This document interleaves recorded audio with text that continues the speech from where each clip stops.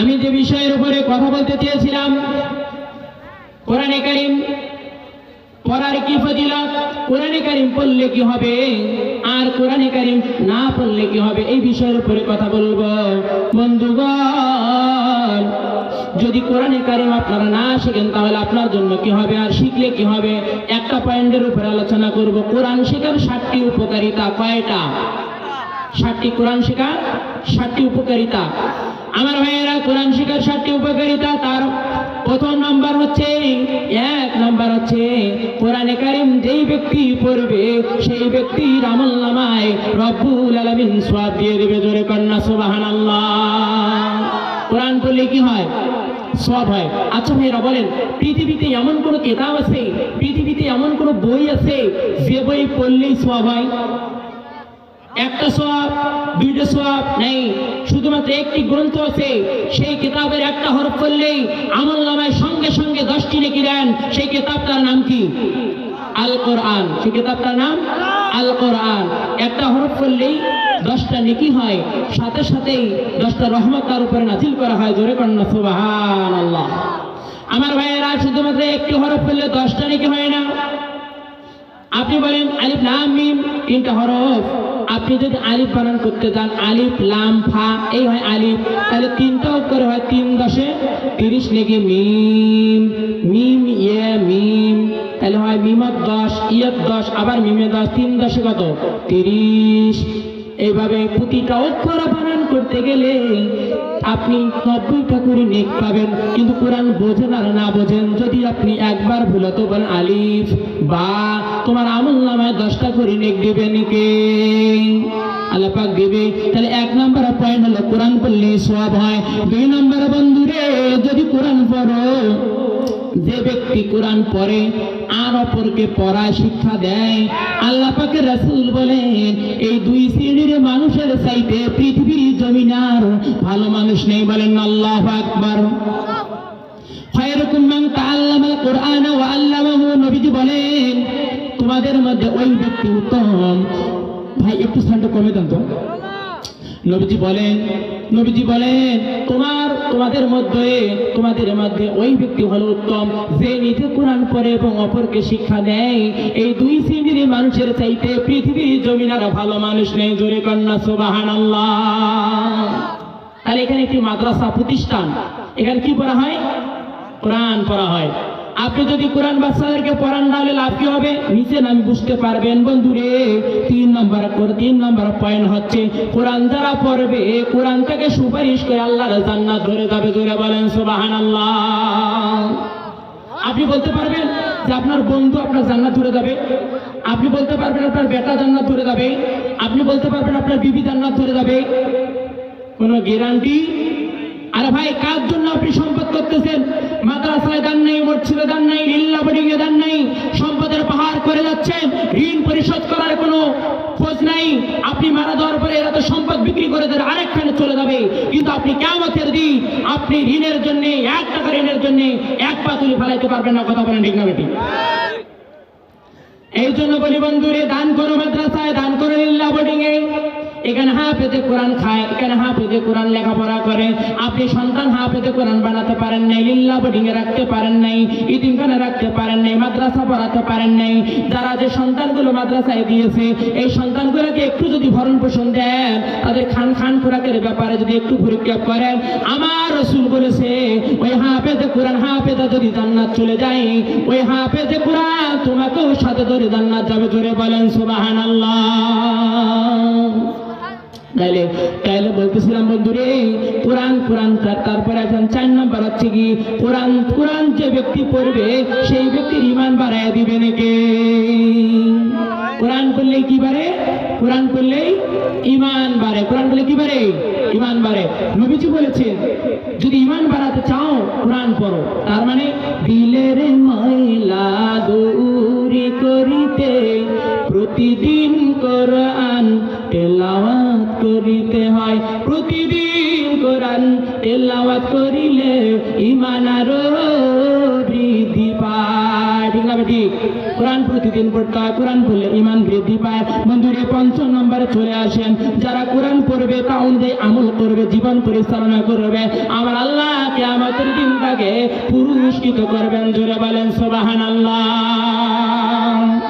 যারা এই পৃথিবীতে কোরআন পড়বে আল্লাহ তাকে কি করবেন? পুরস্কার দিবেন।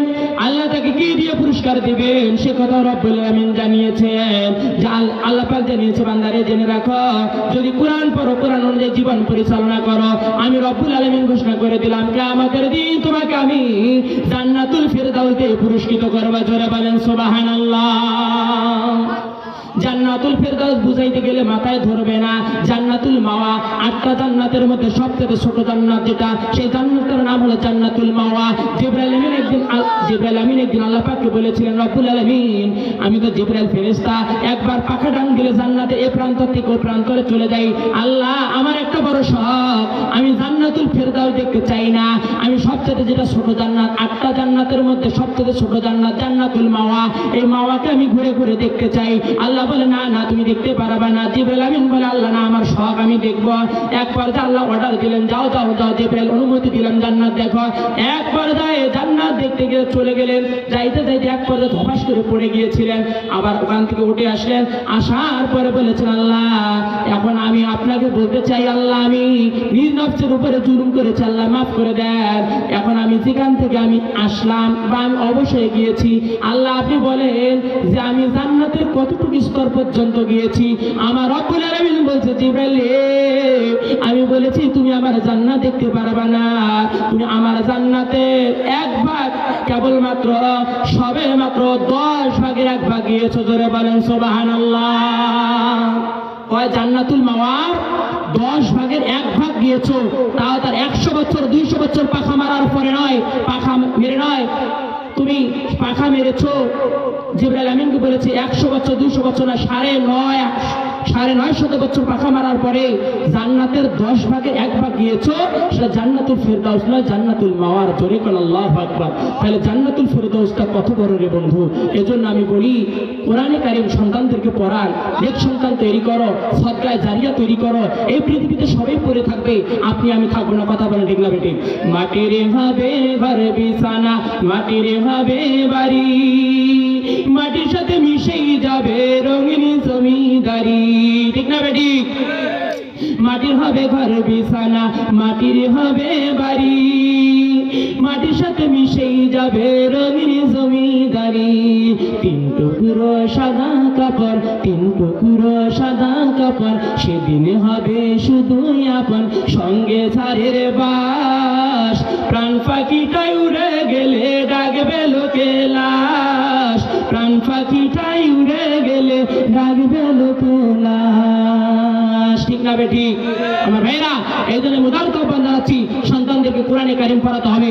যদি সম্পদ নষ্ট করতে হয়, হাফেজে কোরআনদের ভিতরে সম্পদ নষ্ট করো, তাহলে কিয়ামতের দিন আল্লাহর কসম তোমাদের কপাল খুলে যাবে। কথা বলেন ঠিক না বেঠিক?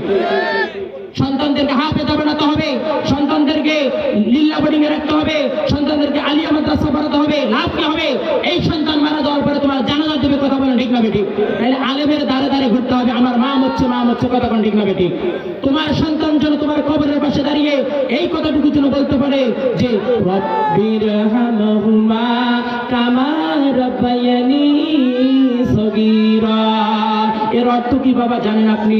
এই যে সন্তান বলতেছে রব্বিরহামহুমা কামা রাব্বায়ানি সগীরা, যে আল্লাহ আমাদের আব্বা আম্মা আমাকে যেমনই করে ছোট্টবেলায় লালন পালন করেছে, আল্লাহ তেমনি করে আমার আব্বা আম্মাকে তুমি তোমার রহমতের কোলে লালন পালন করে। জোরে কোন সুবহানাল্লাহ। আমার কথা মন খারাপ করতেছেন, বেজার আছেন? 6 নম্বর পয়েন্ট হচ্ছে, যে ব্যক্তি কোরআন পড়বে, যে ব্যক্তি কোরআন পড়বে, কোরআন তার পক্ষে সুপারিশ করে আল্লাহর জান্নাত ধরে যাবে। জোরে কোন সুবহানাল্লাহ। তারপরে হচ্ছে আমার ভাইয়েরা 7 নম্বর হচ্ছে, যে ব্যক্তি কোরআন পড়বে, নবীজি তাকে সুপারিশ করে করে আল্লাহর জান্নাত ধরে যাবে। জোরে কোন সুবহানাল্লাহ। যারা কোরআন পড়বে, কোরআন তার পক্ষে সুপারিশ করবে। কিয়ামতের দিন বলবে, আল্লাহ এই ব্যক্তি আমাকে পড়েছিল, ধরেছিল, এই ব্যক্তিকে আপনি জান্নাত দিয়ে দেন। বলেন আল্লাহু আকবার। আমার ভাইয়েরা, আজকে হিসাব করে দেখেন, কার ঘরে কোরআন নাই? সবার ঘরে কোরআন আছে। কি বাবা? সবার ঘরে কোরআন আছে, কিন্তু কোরআন আমরা পড়তে জানি না। আর এলেম ছাড়া কখনো আলেম চেনা যায় না। আমি আপনারা দোয়া করেছেন, আমি বিভিন্ন জায়গায় আমি আলোচনা করতে চাই, আল্লাহ পাক আমাকে দিনের জন্য হয়তো বা কবুল করেছে। তার অর্থ হচ্ছে এই, জানি রাখবেন, আলেম আলেমের শত্রু, কথা বলেন ঠিক না বেঠিক? কামলা কামলার শত্রু, কথা বলেন ঠিক না বেঠিক?